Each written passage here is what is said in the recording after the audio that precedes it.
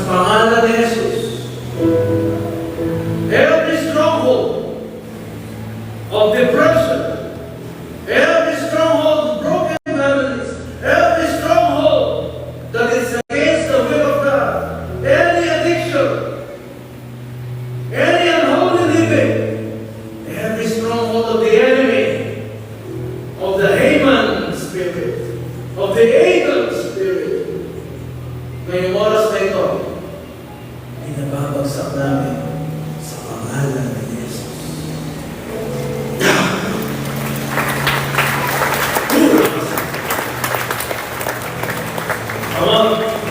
Alam mo kung ano ang Achan sa family mo. Alam mo kung ano ang Haman sa family mo. Isipin mo na ngayon ito. Ano yung nakikita mo?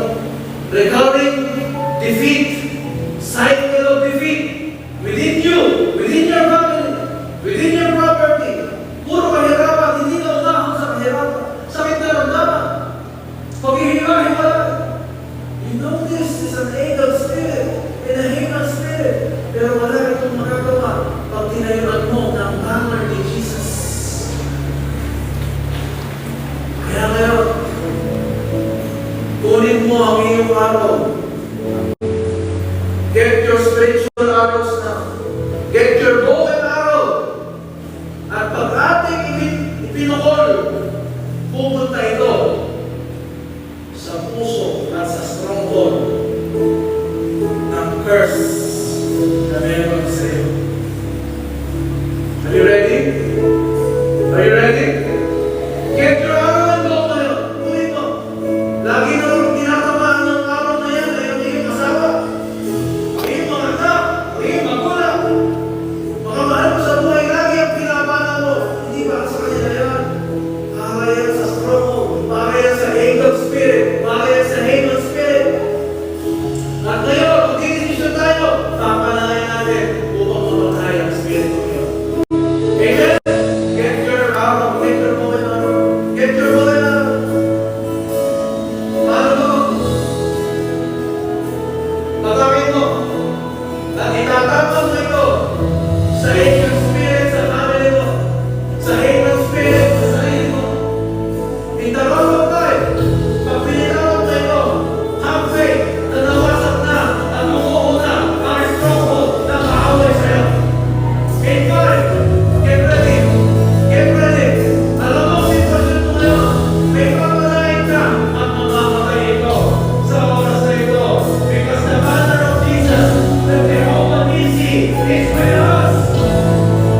In five, ready. Come on, everyone. It's the prophetic gesture. Kahirapan na isang naman. 4, 3, 2,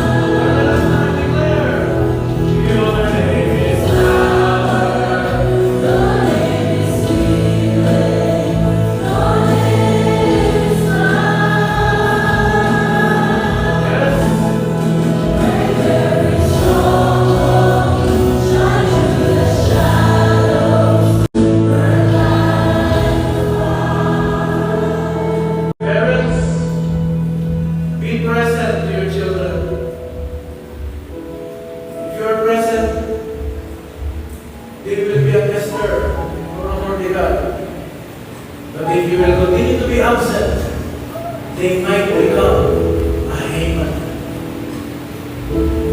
Children, do not blame your parents defense for your situation. Instead, napapayag that their defeats, their loss, will also be your loss. Stand on your conviction.